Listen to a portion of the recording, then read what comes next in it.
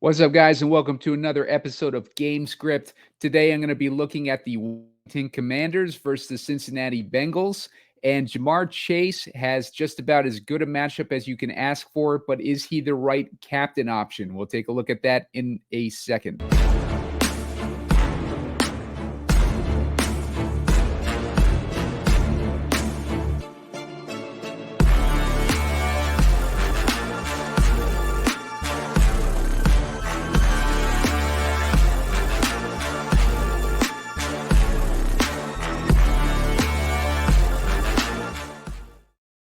What's up, guys, and welcome to another episode of Gamescript. Today's game, I'm looking at the Washington Commanders versus the Cincinnati Bengals. Got a 7.5-point favorites are the Cincinnati Bengals with a 46.5-point total. And this is going to be a rough game for Washington. Cincinnati is just about at full strength with its wide receiver core. We get Tee Higgins back, it's looking like tonight. And Jamar Chase and Tee Higgins are just going to have about as good a matchup as you can ask for. Washington has been very vulnerable to passing games, but maybe there are some ways that we can get a little bit different when we're building our lineups tonight, and that's what I'm going to look at. So make sure to hit that like button. I'm looking for 30 likes to trigger a shorter video later on, and make sure to subscribe to the channel. Got a lot of videos being posted today. Bob Gomes joined me on the 2-game slate. So we broke down what you want to do for DraftKings strategy on the 2-game slate. You're going to want to check that out. That's on my channel. Subscribe to the channel. I'm looking for 1,000 subscribers. I'm already at 911. So I want to try to get there before the end of week 4. So help me out there. And make sure to hit that like button, like I said, because 30 likes triggers that next video. So we'll dive into it here. As I mentioned, Jamar Chase is obviously going to be he's the obvious captain choice. Washington has been completely susceptible to the passing game, and this isn't something new. This is a situation that's been occurring with them for the past couple years. They're giving up 25.2 DraftKings points a game to the wideout position, and they are an easy target week in and week out for DFS for wide receivers and quarterbacks. They've also been giving up 23.9 DraftKings points a game to the quarterback position.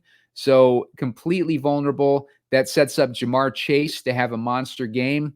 And Tee Higgins is back. That shouldn't affect Chase too much. That should actually help him to draw some of the attention away from him and just give them a better opportunity for Jamar Chase to finally have his first breakout game of the season. Hasn't done too much so far. 5 targets versus Kansas City, 6 targets versus New England. He was holding out in the preseason, so that contributed to him getting off to a sluggish start. He has not scored any touchdowns yet. Expect Jamar Chase to just have his breakout game tonight. There's not really a reason to get away from that. Unless you want to get cute with it and fade him and maybe put in Tee Higgins instead. But Jamar Chase is going to be a great option for tonight's game. Joe Burrow, also a great option. They're playing in Cincinnati, so they're playing at home. And, they just should be on fire tonight. They look almost back to full health. Problem with Joe Burrow, last few years, he started off the seasons injured. This year, he was healthy, but Jamar Chase held out throughout the preseason. And then on top of that, Tee Higgins was injured. So a couple games into the season, they put up a good fight against Cincinnati last week with a 26-25 loss. Looked like Cincinnati could have pulled it off at the end there, but Kansas City ended up winning. And then they lost, of course, to New England 16-10 in week 1. And that was with the typical slow start that we see Cincinnati get off to. But usually that's attributed to injuries and missing time in the preseason. So Joe Burrow should be back up to speed for this game tonight. Jaden Daniels, he is LSU playing against basically a dream matchup for him, playing against Jamar Chase and Joe Burrow. Being an alumni from the same school, I'm sure Jaden Daniels looks up to those guys, and he gets his first Monday Night Football game up against those fellow alumni in a big matchup. So Jaden Daniels, you can expect him to be coming to this game hyped up and ready to put up some points. Problem is with Cincinnati, their defense is really good. Their pass defense is really good. Their run defense is going to be susceptible tonight. We got a few injuries to defensive tackles, including B.J. Hill, who's questionable, and Sheldon Rankins, who is out.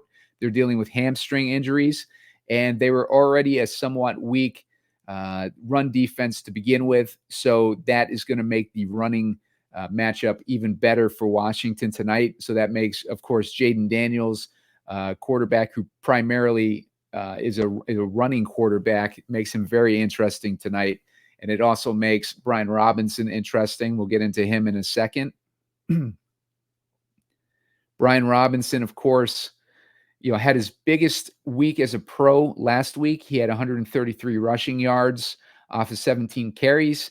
Did not score a touchdown, though, so he ended up with 17.6 DraftKings points. Did the same 17.9 DraftKings points in week 1, but he had a touchdown in that game. Brian Robinson, they're going to be leaning on him heavily as they can until they at least fall behind a little bit in this game. But he's also used in the passing game as well. He had 4 targets in week 1, 3 targets in week 2. But you could also see Eckler being worked more heavily involved if they fall behind too quickly. Terry McLaurin is up against a tough defense. The Bengals pass defense has been really good so far this season. They are allowing 16 DraftKings points a game to wideouts and only 4.5 DraftKings points a game to the slot receivers. So, better matchup for Terry McLaurin. Problem is he has not formed that great connection yet with Jaden Daniels. He got 8 targets last week for 6 receptions, only 22 yards. 4 targets in week 1, 2 receptions there for 17 yards. Could be the coaching staff doesn't want Jaden Daniels to throw deep yet, which wouldn't be surprising.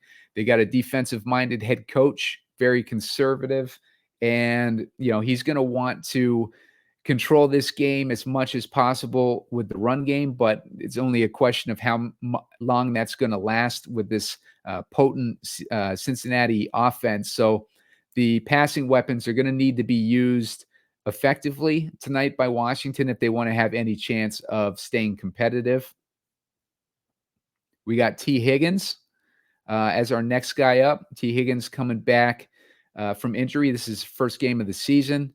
Not sure what to expect with Tee Higgins just yet, but he had a hamstring injury, and those are never good to lead the season off with. I would expect Tee Higgins, to get a decent amount of targets tonight, but I don't know how effective he's going to be with that injury that he's recovering from. Zach Moss up against Cincinnati, up against Washington. All these Cincinnati guys are in good matchups. Washington's defense is just atrocious. The running backs on the Cincy side, let's see, the Washington side has been giving up 20.5 DraftKings points a game to running back position. Last season, they were giving up 26.4 DraftKings points a game. Teams have just been approaching these matchup against Washington with a pass-heavy approach. So, that's taken away from the running back a little bit, but they're not strong against running backs, and that sets up, like a decent matchup or a decent opportunity at least for Zach Moss tonight. They should be, if they take a big enough lead, using a lot of running back to melt away that clock towards the end of the game. Austin Eckler, mentioned him. He's expensive this week at 7,400. How much work does he get in the passing game, though? 8 rushing attempts for 38 yards, 2 rushing attempts for 10 yards, but he's got 3 targets and 4 targets. So he's not even getting that many more targets than Brian Robinson. So Austin Eckler is definitely a secondary piece in this offense to Robinson. 10 DraftKings points and 11 DraftKings points. That might be usable for us in a showdown slate, though. So keep Eckler in your player pool. Josephus, he was the primary target while Tee Higgins was out, or primary replacement target for Tee Higgins. Ended up with 4 targets in week 2, 6 in week 1. I would look for him to take on a lesser role this week, though, as Tee Higgins is obviously back. Josephus, expect him to take more slot work too against Washington. He runs 30% of his routes from the slot. Tee Higgins will take over that, I guess the right side of the field where Josephus was running 45% of his routes. Now that Higgins is back tonight, so Josephus still interesting though in this matchup. Washington has been giving up, let's see, 26 DraftKings points a game to slot receivers. So it's even a better matchup than the out wide. But, Josephus is definitely in play tonight. Maybe he's a good pivot off of Tee Higgins too. We'll see what Tee Higgins ownership is real quick. Captain ownership, Tee Higgins is about 5%, which is actually a good target.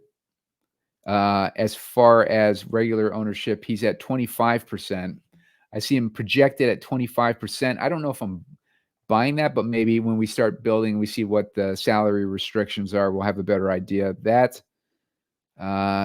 Josephus is at 13% owned, projected ownership. So keep that in mind with Josephus. He has been an effective receiver, 14 DraftKings points. He had both touchdown receptions against Kansas City last week, but he has been solid, and he is in this game coming in healthy as opposed to Tee Higgins, who's a little bit banged up. Let's see. Next we got Gesicki. He played a bigger role last week, but with Higgins back, I expect him to play, like a lesser role. If you watched my short video last week, I had him recommended as one of my picks on the main slate. He ended up scoring 16 points for us on that at a $3,000 salary. He was, in that range. So he's a very cheap option last week in a matchup that against Kansas City where it favored tight ends. This matchup's not quite as good a matchup for tight ends, with Washington only giving up 0.8 DraftKings points a game to tight ends.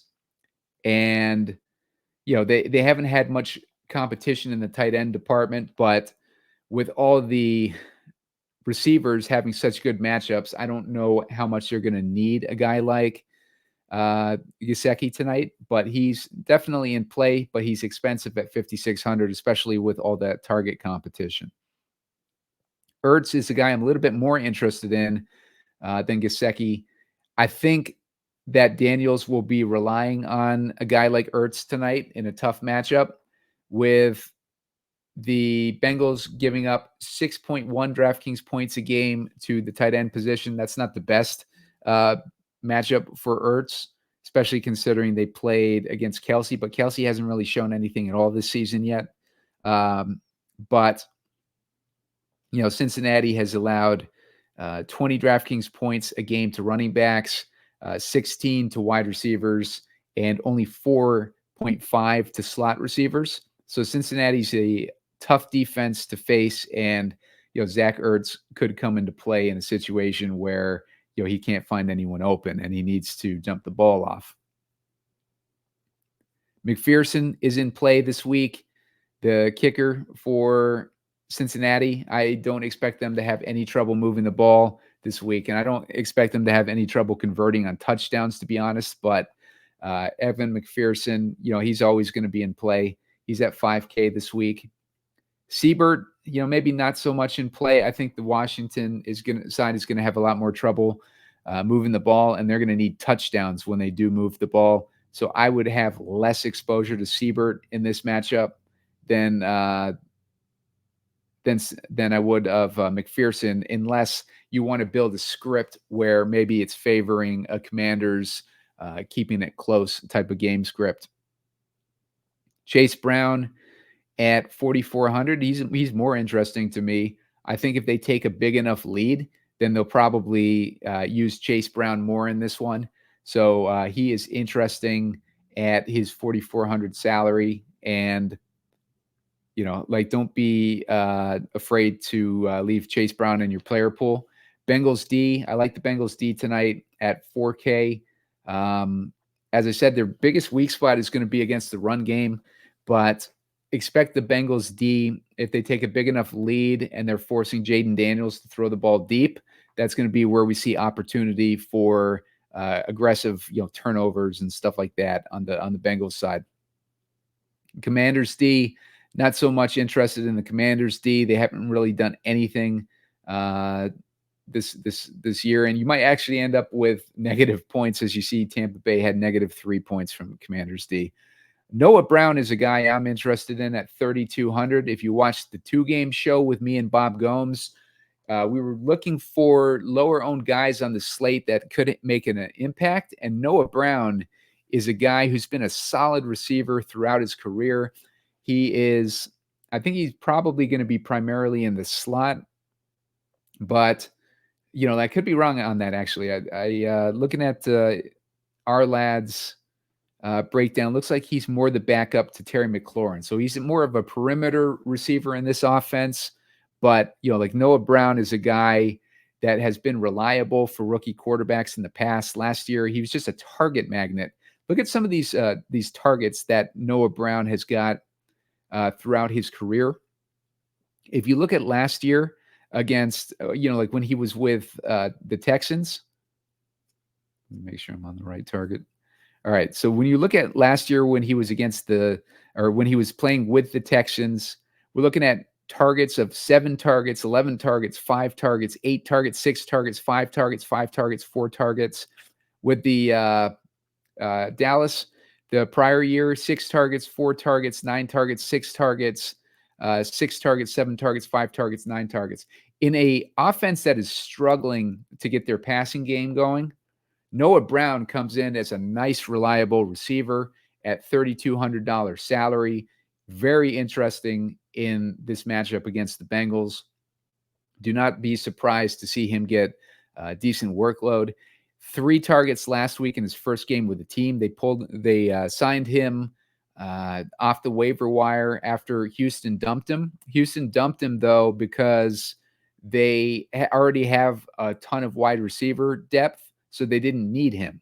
So Noah Brown found himself as the odd man out, and that gave Washington a great guy to scoop up. Has a history with Quinn, too, because he played for Dallas a couple years back. So that's even more incentive. Like maybe Quinn has a good relationship with him, and that's going to be good for Noah Brown.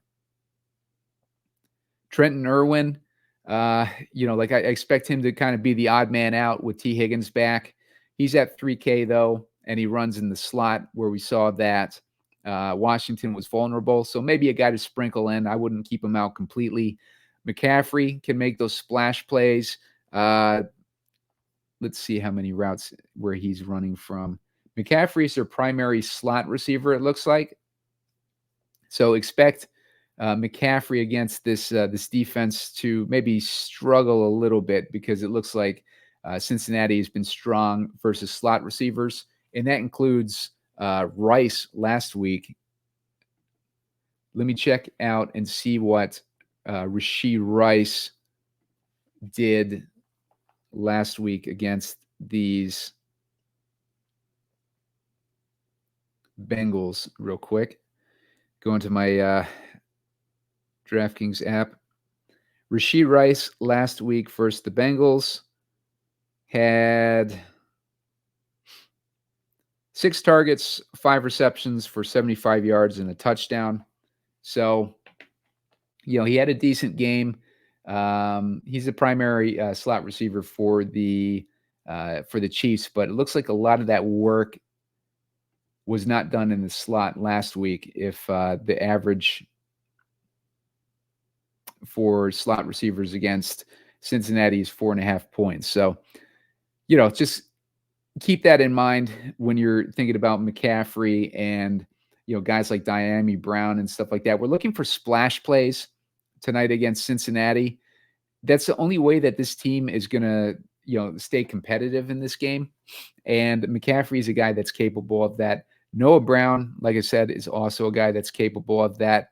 Diami Brown is another guy that's capable of that. So all these guys, like you might want to sprinkle in a rotation of these Commanders guys because there's a lot of uncertainty with these guys too.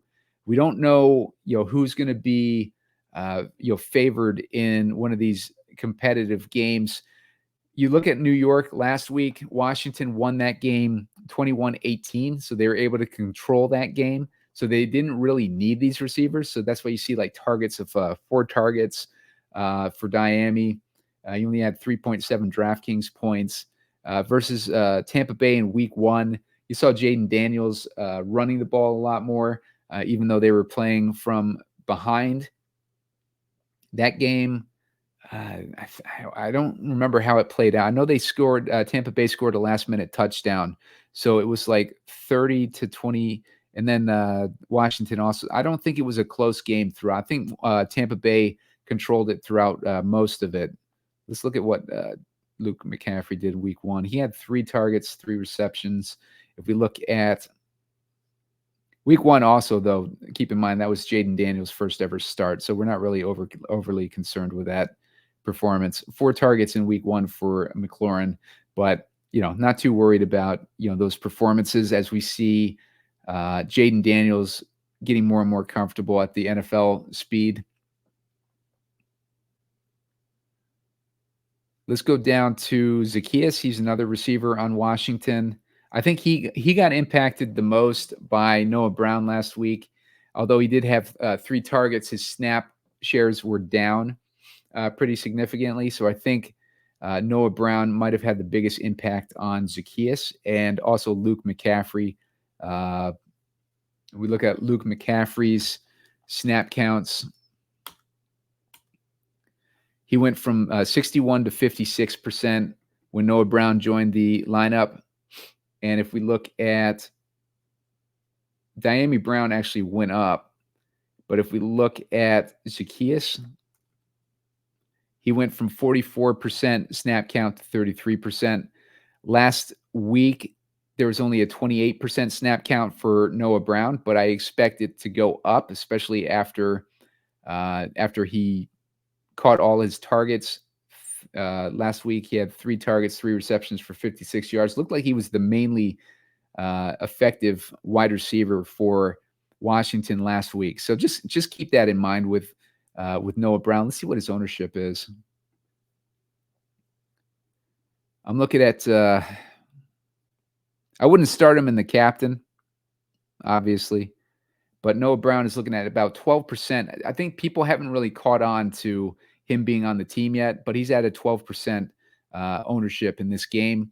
And I think people are going to be looking at things like snap counts and stuff like that, not considering that Noah Brown is brand new to the team.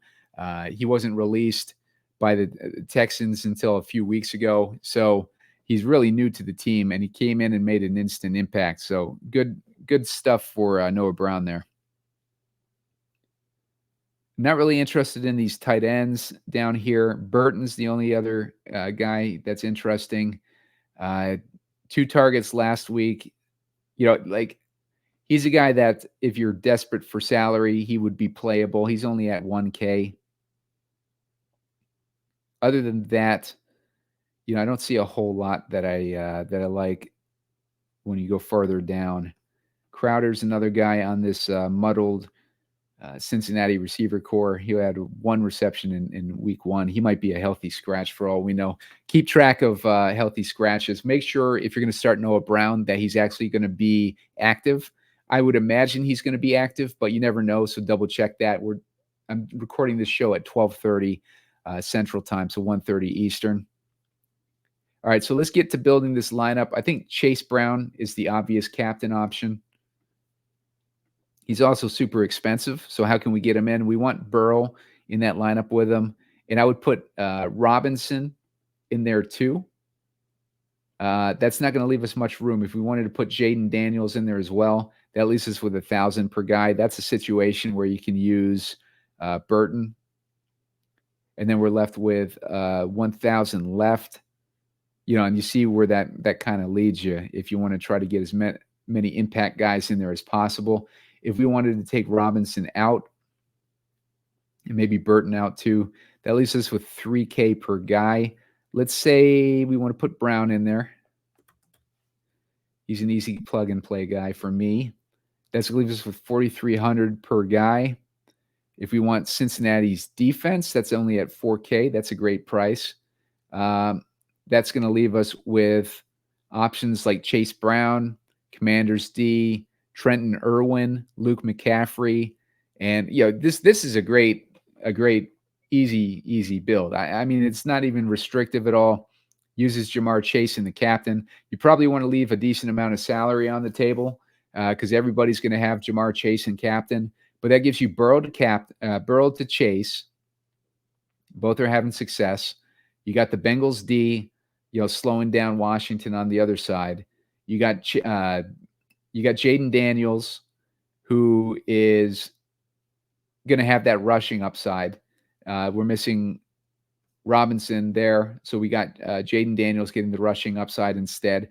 You got Noah Brown as dump off guy, and we got 4,600 left. Chase Brown makes sense in this script because they take a big enough lead on the Cincy side.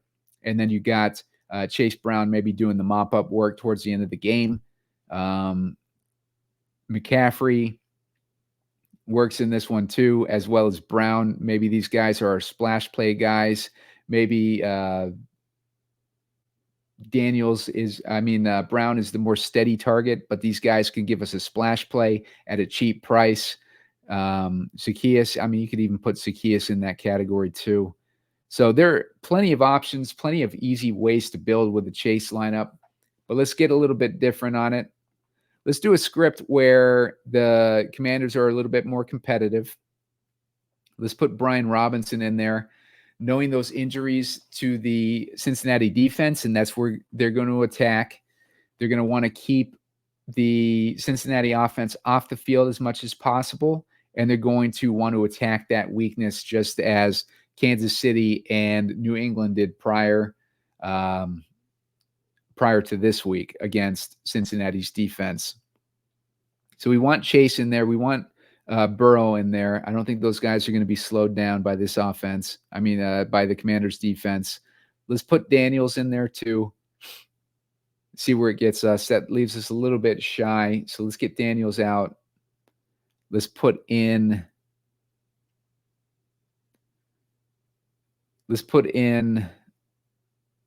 Noah Brown again. I'm going to be having a lot of exposure to Noah Brown tonight. Leaves us with 4,900 per guy.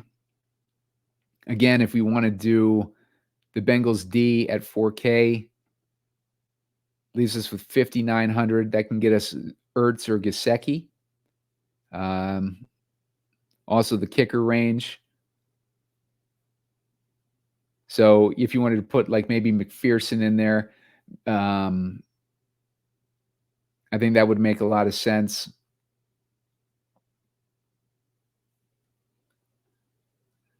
Siebert, not so much, but maybe Siebert. Maybe if Robinson's in there, it's probably a closer game, which puts Siebert in play more. We probably want, like Noah Brown is the guy that would be moving the chains for Washington in addition to Robinson. So I think Brown makes a lot of sense. If you wanted to swap out Brown with a guy like Ertz, maybe you think Ertz is a more reliable target.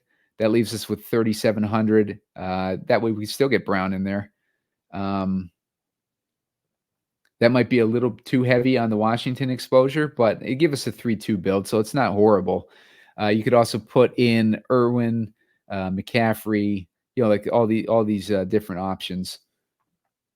Let's see. If we want to get Tee Higgins in, let's try one with, let's say Tee Higgins is back and he's more healthy than. Actually, let's do one with Burrow and the captain. Let's do Burrow, Chase, Higgins.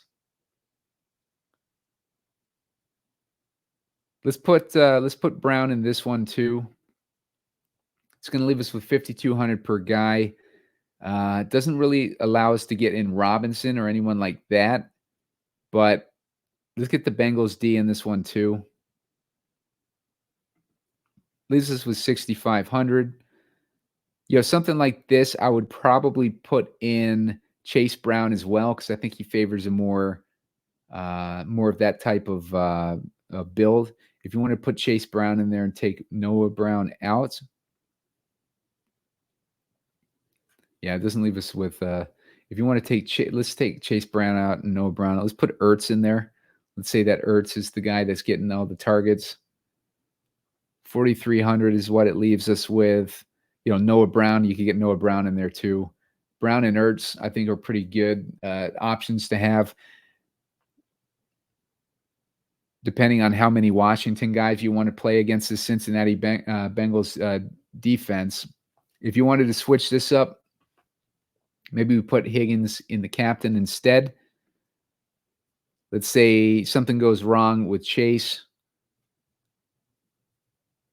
where, maybe I just don't see Chase not having a good game, but let's take him out and put Burrow in there.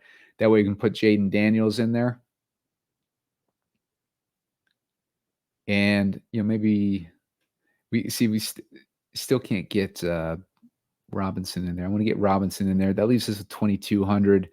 Zacchaeus is an option there. Burton, guys like that. But really, at the end of the day, I think that it's going to be hard to get away from Jamar Chase. I think his matchup is too good. I think it's going to be hard to get away from Burrow. I think those guys are playing in Monday night at home. They're going to be fired up. They've started the season 2-0 or 0-2, so they're looking to reverse that. And what better way to do that at home against this weak Washington defense with one of the most potent wide receiver cores in the league. Higgins.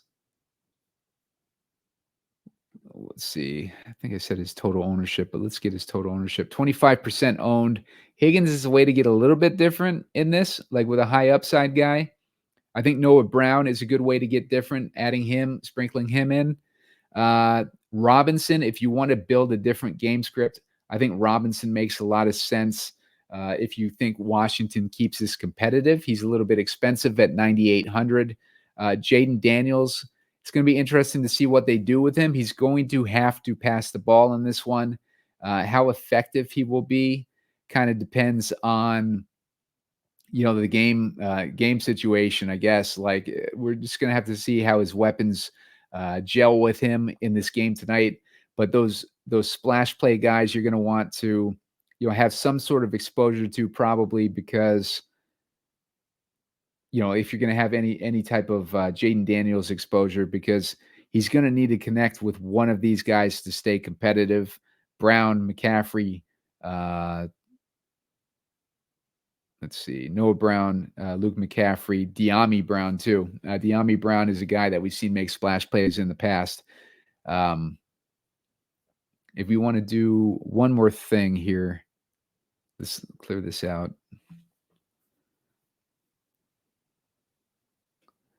I want to try one more scenario here.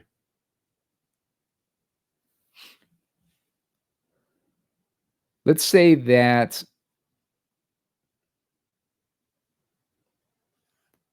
it's a more competitive game. So we get Robinson back in there as the captain. Thinking this through, for Robinson to be the captain, the Bengals have to be failing somewhere. And we've seen Joe Burrow have up and down games. I think Chase is still going to get his points. But let's say Burrow is struggling a little bit for whatever reason. Let's get Jaden Daniels in there.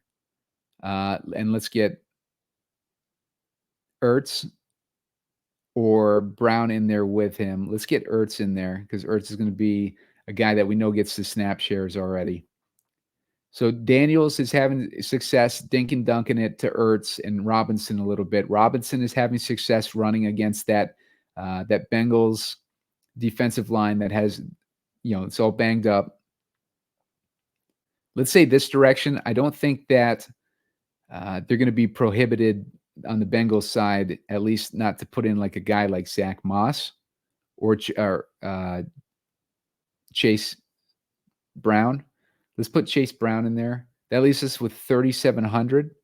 If Burrow's struggling, maybe the Commanders D has intercepted him or done something. You got Noah Brown in this build too. That gives Daniels another reliable target. If we wanted to put Noah Brown in there and take Chase Brown out, that leaves us with options like Siebert. I'd go with Chase Brown or the Bengals D, and maybe in this type of build, because maybe they've taken up a significant enough lead with Chase, and then maybe Chase Brown steals one of those touchdowns. This is why we have Burrow out of there. But on the other side, maybe Burrow just can't outscore Daniels, and he can't outscore Robinson, even though he's having a good game. And his salary is just going to be too prohibitive at 10-6. I think that would make a lot of sense for a build like this, where it's a more competitive game. And, Cincinnati's not having as much success as they should in the passing game, but Chase is still getting his. So, there's a couple different options that you can go in this game script, but make sure to hit that like button. Get me to 30 likes to put out a shorter video later on when I have a better idea of a direction. And make sure to subscribe to the channel.